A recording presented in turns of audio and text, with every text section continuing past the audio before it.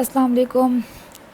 ایسے تو جو شب ہے، آج کی جو رات ہے، اس رات میں سلام نہیں کرنا چاہیے۔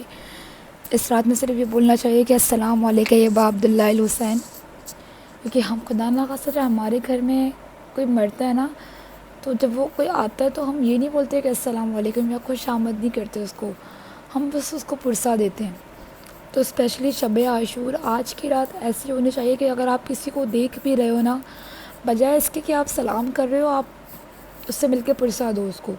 میں ابھی فارغ ہوئی ہوں مجلس سے، اس کے بعد ہم لوگ پھر عبادت کریں گے۔ آج کی رات سونے کی تو ہے نہیں، تو میں نے سوچا تھوڑا آپ سے بات کر لوں، تھوڑا بتا دوں اس رات کے بارے میں، اس رات کی فضیلت کے بارے میں، اور اس رات کو شیعان حیدر کرار کیا کرتے ہیں۔ اور کیونکہ میں ابھی تازہ سن کر آئی ہوں مجلس سے، اور فرش ازاں تو ہے ہی ایک علم کا ذریعہ ہے، وہاں پہ آپ کو ہر چیز سمجھ آتی ہے، ہر نالج ملتی ہے۔ آج کی رات کوئی بھی نہیں سوتا، ساری رات عزاداری ہو رہی ہوتی ہے، ساری رات عزا خانے کھلے ہوئے ہوتے ہیں، ہر عزا خانوں میں عبادتیں ہو رہی ہوتی ہیں، اللہ کی عبادت ہو رہی ہوتی ہے، مجلس ہو رہی ہوتی ہے، نوحے پڑھے جاتے ہیں، گریہ ہوتا ہے، پرسہ ہوتا ہے۔ آج کی رات ایک قیامت کی رات ہوتی ہے۔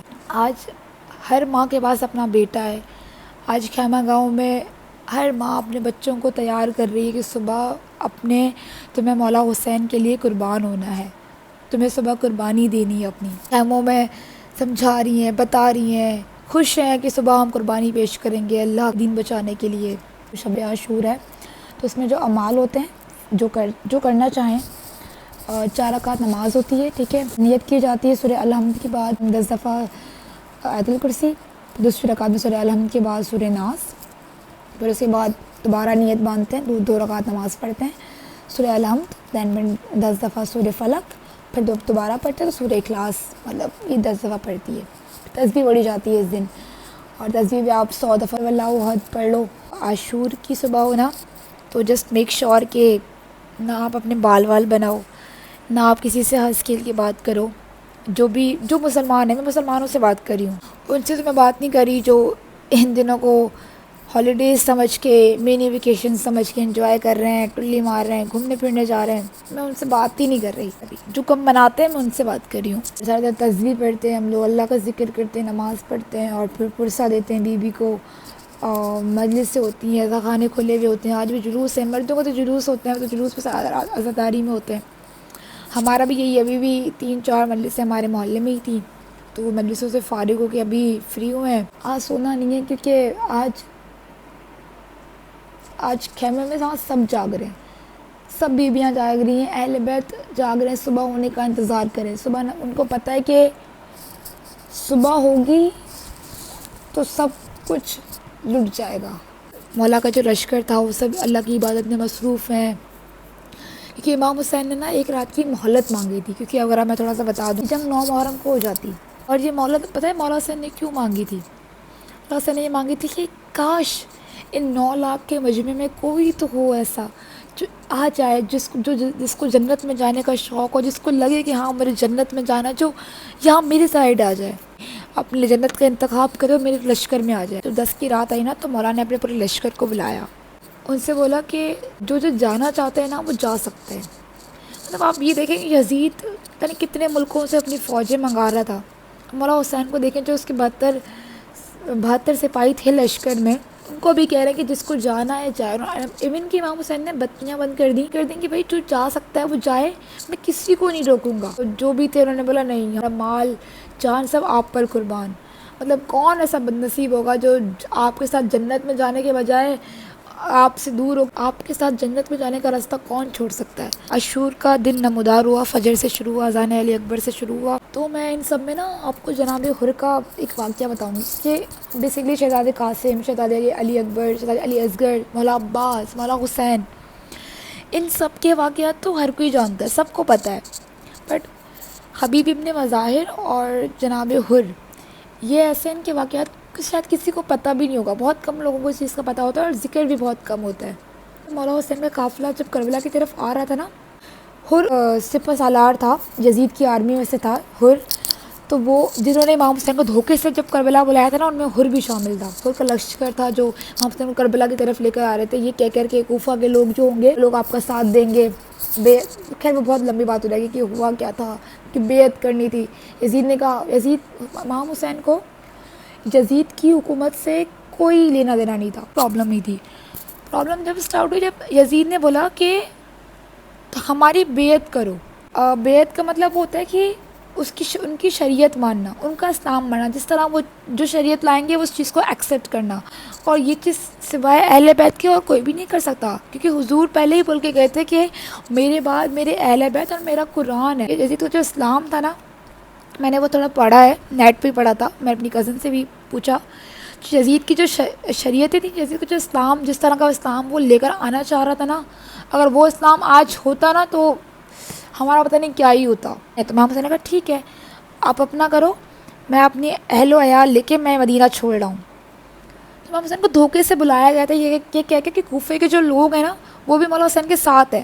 جو مولا حسین کہ وہ یزید کی بیعت نہیں کریں گے تو وہ کوفے کے لوگ بھی نہیں کریں گے. یہاں مسلم میں وکیل گئے تھے. پھر کربلا کی ایک واقعہ، ایک بہت بڑی ہسٹری ہے.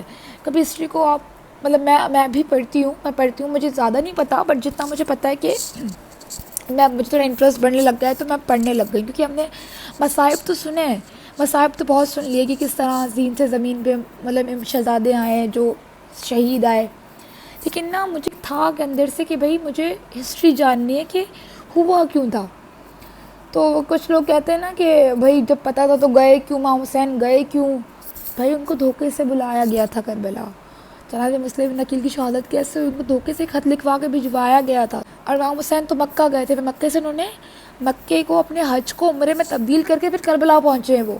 اور ان کو پتہ تھا کہ یہ ہونا ہے، یہ ہوگا تو اسلام بچے گا، ورنہ یزید کا جو اسلام ہوتا نا تو آج ہم سب. خیر تو جناب حر کا میں واقعہ بتا رہی تھی. جناب حر کے لشکر کا پانی ختم ہو گیا تھا تو ان کے لشکر کو پیاس لگی، وہاں جناب حر کو بھی پیاس لگی ہوگی. تو مولا حسین کے لشکر سے نا مولا حسین نے ان کے لشکر کو پانی پلایا، کہ یہ لوگ پیاسے نہ رہیں، پیا سب نے. اور وہ چلے گئے کربلا کی طرف. مولا حسین بھی اس طرف گئے، جناب حر بھی وہیں گئے. بیسیکلی پانی 3 محرم کو بند ہوا تھا، 3 محرم تک پانی بند ہو چکا تھا. یہ کہتے ہیں نا 7 محرم کو پانی بند نہیں ہوتا، پانی بند ہوا تھا 3 محرم کو. 3 محرم کے بعد 7 محرم کو پانی ختم ہو گیا تھا. بالکل بعد ان کے پاس جو پانی تھا نا وہ 4 دن چلا، 5-6 دن وہ پانی ختم تھا. دیٹس وائی 7 محرم سے وہ 3 دن کے پیاسے تھے.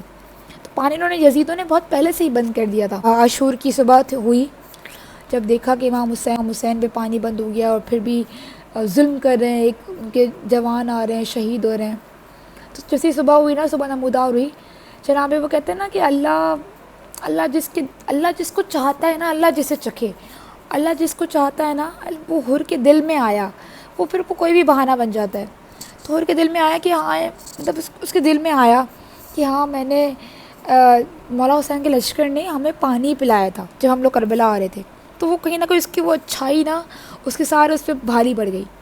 تو وہ آیا مولا حسین کی خدمت کی، مولا مجھے معاف کر دیں اور میں اب آپ کے لشکر میں آنا چاہتا ہوں، مجھے معاف کر دیں. معافی مانگی. خیر اس نے حر کی قسمت، مطلب جو حر 10 محرم تک اس لشکر کے ساتھ تھا جو رسول کے نواسے کو مارنے والا تھا، جو جہنمی تھا، اللہ نے کیسے وہ 10 محرم والے دن وہ امام حسین کے ساتھ شہید ہو کر جنت میں چلا گیا.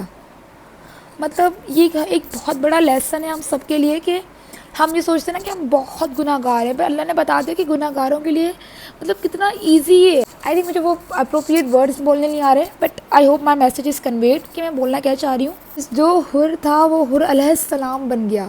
ہم سمجھتے ہیں یار نہیں، ہم نے تو بہت گناہ کر لیا، ہم کس منہ سے مانگیں، ہم کس منہ سے معافی مانگیں، ہم کس منہ سے نماز پڑھیں.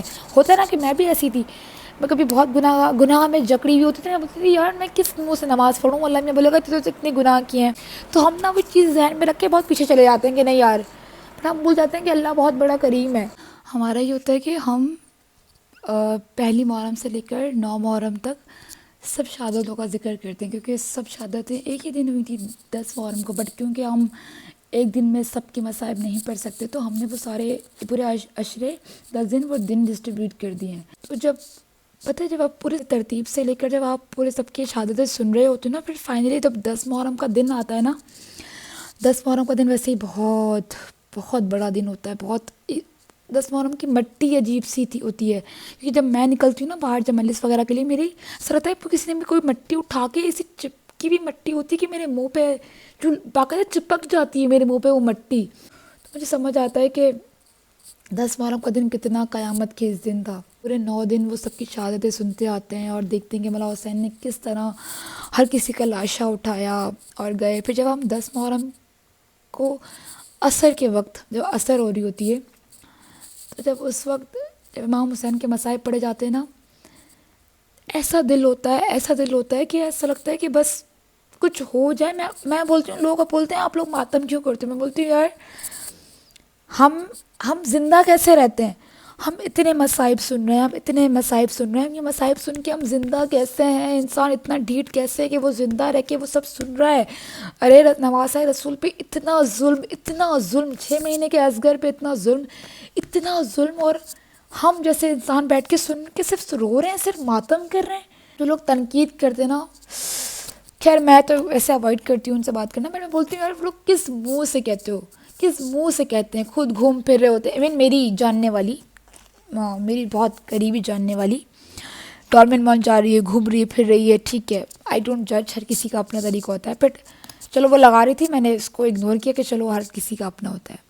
اور نیکسٹ ہی وہ وہی لگا رہی ہے کہ یہ کیسے ماتم کرتے ہیں یہ شیعہ، ایسے شیعوں کے خلاف. مجھے یہ ہوا کہ یار اب وہ لوگ جو پکنک منا رہے ہیں، ہالیڈیز منا رہے ہیں، گھومنے پھرنے جائیں گے، اب وہ ہمیں بتائیں گے کہ ہمیں غم کس طرح کرنا ہے. اب کیونکہ میں بچپن سے ہی نا، مطلب I have always been a confident Shia could.